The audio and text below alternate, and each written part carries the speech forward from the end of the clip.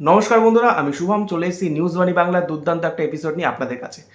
বন্ধুরা, আজকের বিষয়টা কিন্তু অত্যন্ত জটিল এবং গুরুত্বপূর্ণ। তার কারণ আজকের এই বিষয়টা যেটা নিয়ে আজকের টপিক, সেটা সরাসরি কিন্তু আপনাদের বাড়ির রান্নাঘর থেকে শুরু করে গোটা দেশ বিদেশ আন্তর্জাতিক সম্পর্কের ওপর অত্যন্ত নির্ভরশীল। হ্যাঁ, শুনতে বেশ অদ্ভুত লাগলো এই লাইনটা, কিন্তু এটাই কিন্তু বাস্তব।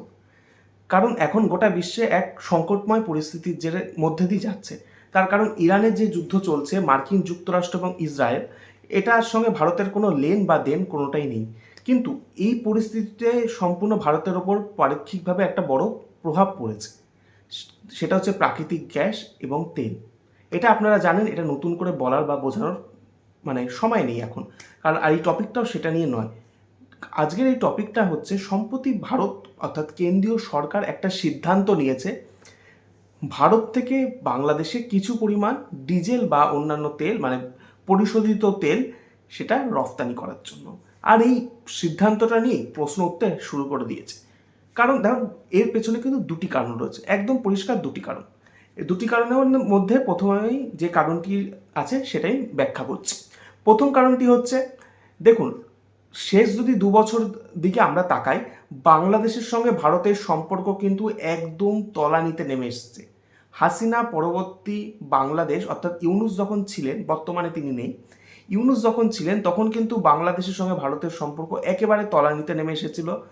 বাংলাদেশের কোনায় কোনায় ভারত বিরোধী মিছিল দেখেছিলাম আমরা, ভারত বিরোধী বিভিন্ন অ্যাক্টিভিটি দেখেছি আমরা। সেখানে এমনও পরিস্থিতি তৈরি হয়েছিল, দুই দেশ ভারত এবং বাংলাদেশ বিভিন্ন জায়গায় ভিসা দেওয়ার যে সার্ভিস রয়েছে সেটাও বিভিন্ন জায়গায় বন্ধ করে দিয়েছিল। তারেক রহমান বর্তমানে আসার পর দিয়ে এই ক্ষতে কিছুটা মলম দেওয়া হচ্ছে এবং বর্তমানে ধীরে ধীরে পরিস্থিতি স্বাভাবিক হচ্ছে, এটা আমরা কিন্তু দেখতে পাচ্ছি। এই অবস্থায় সম্প্রতি ভারত একটা সিদ্ধান্ত নিয়েছে। সেই সিদ্ধান্ত অনুযায়ী পাইপলাইন মারফত বাংলাদেশকে তেল দেওয়া হবে। কারণ কারণ দেখুন, ইরানে বর্তমানে হরমুজ প্রণালী বন্ধ করে দেওয়ার ফলে এশিয়ার দেশগুলি প্রচণ্ড সমস্যায় পড়েছে, কারণ তারা তেল এবং প্রাকৃতিক গ্যাস পাচ্ছে না। একদম, দেখুন, ইরান যুদ্ধ যখন শুরু হয়ে গেছিল তখন ভারতের দুই পড়শি বাংলাদেশ এবং পাকিস্তান খুব লাফাচ্ছিল তাদের জনগণ। কিন্তু এখন তারা পরিস্থিতি বুঝে গেছে, কারণ এটা ভাড়ারে টান পড়ে গেছে, একদম পরিষ্কার ভাড়ারে অর্থাৎ পকেটে টান পড়ে গেছে। আর এই টানের জেরেই তাদের প্রচণ্ড সমস্যার মধ্যে দিয়ে গেছে।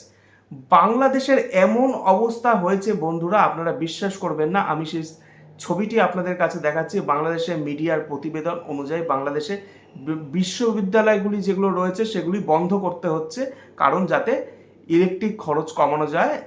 এই জন্য, কারণ বর্তমানে ইলেকট্রিক বা যে বিদ্যুৎ কেন্দ্রগুলি চালাতে গেলে প্রচুর পরিমাণে তেল বা অন্যান্য সামগ্রীর প্রয়োজন। সেই সামগ্রীগুলি আসবে কীভাবে? কারণ কোনো পণ্যবাহী জাহাজ তো আসতে পারছে না বাংলাদেশে, প্রত্যেকটা হরমুজ প্রণালী আটকে রেখেছে ইরান। এবার ইরান যেগুলো যাওয়ার অনুমতি দিচ্ছে না, ফলে বাংলাদেশেরও আপাতত খুব সংকটময় পরিস্থিতিতে পড়েছে। বাংলাদেশ এমন সংকটময় পরিস্থিতিতে আর বাকি যে দেশ আছে তারাও সাহায্যের হাত বাড়াচ্ছে না। এখন তাদের সাহায্যের হাত কে বাড়ালো? ভারত। হ্যাঁ, ভারত।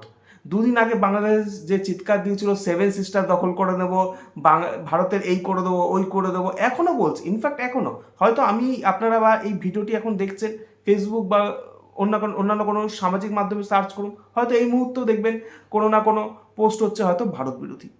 একদম, এটাতে কোনো রাগ ঢাকের বিষয় নেই। এখন তারা এমনই একটা মনোভাব, বাংলাদেশ সবাই বলবো না, একটা বিশেষ অংশের মানুষের মধ্যে একটা ভারত বিরোধী কট্টর মনোভাব পেকে বসেছে বলা যেতে পারে। এই অবস্থায় কেন্দ্রীয় সরকার সিদ্ধান্ত নিয়েছে পাইপলাইন মারফত বাংলাদেশকে কিছু পরিমাণে পরিশোধিত তেল দেওয়া হবে। এইবার এই সিদ্ধান্তটা নিয়েই বড়সড় প্রশ্নের মধ্যে চলে এসেছে। তার কারণ প্রধানমন্ত্রীর এই সিদ্ধান্তে বা কেন্দ্রীয় সরকারের সিদ্ধান্তে কিন্তু অনেকেই সহমত হতে পারছেন না।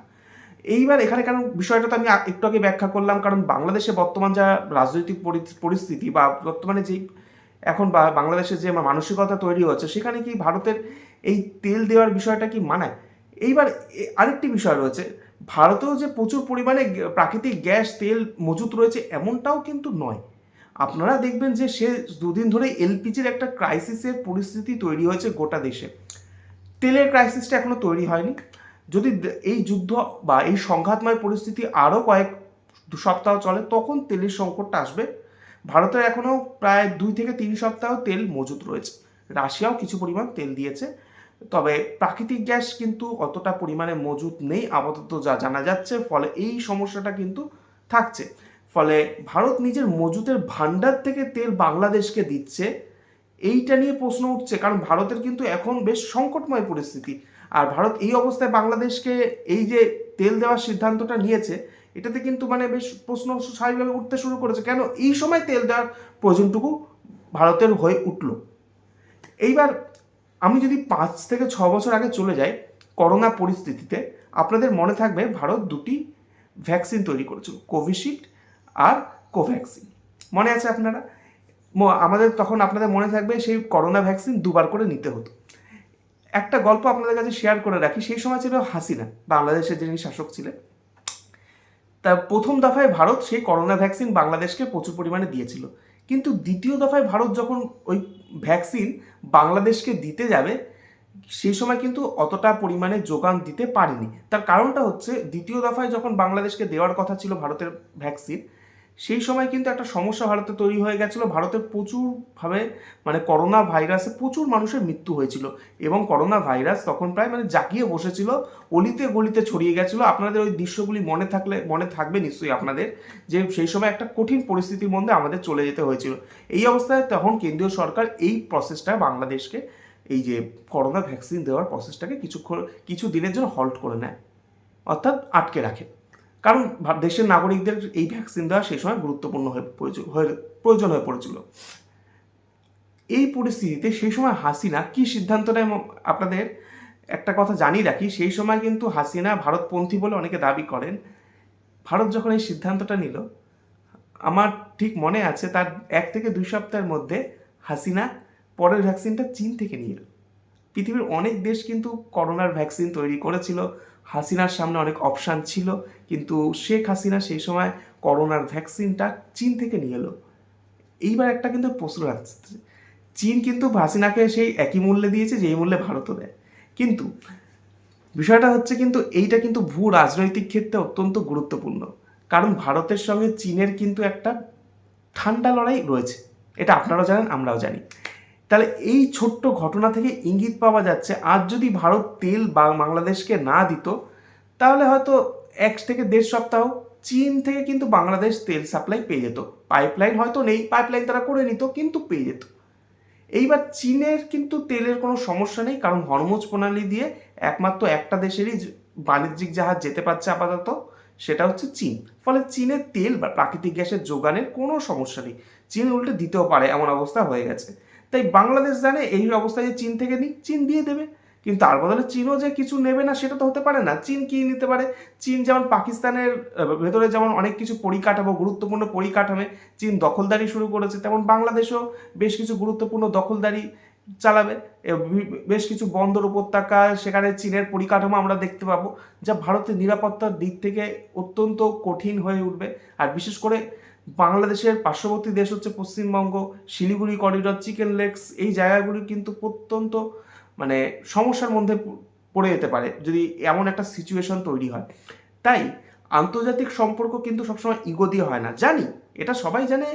বাংলাদেশের পরিস্থিতি বা বাংলাদেশের একাংশের মনোভাব প্রচণ্ড এবং কট্টরভাবে ভারত বিরোধী, কিন্তু তবুও নিমপাতা খেয়ে ভারতকে এই সিদ্ধান্ত নিতে হচ্ছে যে বাংলাদেশকে এই কঠিন পরিস্থিতিতে তেল দিতে হচ্ছে। জানি, এটাও জানে যে এই তেল নিয়েও তাদের একাংশ, বলতে চাইছি তাদের একাংশ কিন্তু আবার সেই ভারত বিরোধিতায় উজাড় হয়ে উঠবে। আন্তর্জাতিক সম্পর্কের ক্ষেত্রে এই বিষয়গুলিকে কিন্তু না দেখার ভান করে এগিয়ে যেতে হয়। একেই বলে কিন্তু একজন দক্ষ কূটনীতিকের আদর্শ, এবং একজন দক্ষ কূটনীতিক এর মাধ্যমে কিন্তু এগিয়ে যেতে পারে। তাই আজকে ভারতকেও এই পরিস্থিতিতে বাংলাদেশকে তেল দিতে হচ্ছে, জানে একসময় ভারতেও তেলের ক্রাইসিস হবে, কিন্তু তবুও ভারত এই বিপদের দিনও বাংলাদেশকে সাহায্যের হাত বাড়িয়ে দিয়েছে, ঠিক যেভাবে করোনা পরিস্থিতিতেও বাংলাদেশকে সাহায্যের হাত বাড়িয়ে দিয়েছিল। তবুও বাংলাদেশের বেশিরভাগ বা একাংশের মানুষ যারা কট্টর ভারত বিরোধিতায় উজাড় করে রয়েছে নিজেদের, তারা কিন্তু সেই দিনগুলো আজকে ভুলে গেছে। স্বাভাবিকভাবেই প্রধানমন্ত্রী নরেন্দ্র মোদীর এই সিদ্ধান্ত নিয়ে প্রশ্ন উঠছে, কিন্তু এই বিষয়টা নিয়েই এই চর্চাটি করা জরুরি হয়ে পড়েছিল, কারণ এই বিষয়টা নিয়ে এত মানে সমালোচনা বা কাটাছেঁড়া চলছে, যেটা নিয়ে স্বাভাবিকভাবে একটা বিশ্লেষণের প্রয়োজন হয়ে পড়েছিল বলে আজকের এই বিশেষ প্রতিবেদন। আমি ব্যক্তিগতভাবে নরেন্দ্র মোদী বা মমতা বন্দ্যোপাধ্যায় কাউরই সমালোচনা করি না। যদি সমালোচনা করতেই হয় সেটা সম্পূর্ণভাবে গঠনমূলক সমালোচনায় আমি বিশ্বাস করি। তাই জন্য আজকের এই বিশেষ প্রতিবেদন। আজকের এই প্রতিবেদন কেমন লাগলো আপনাদের তা অবশ্যই কমেন্ট বক্সে জানান। আমাদের এই নতুন ইউটিউব চ্যানেলটি সাবস্ক্রাইব করতে ভুলবেন না। ধন্যবাদ, সকলে ভালো থাকুন, নমস্কার।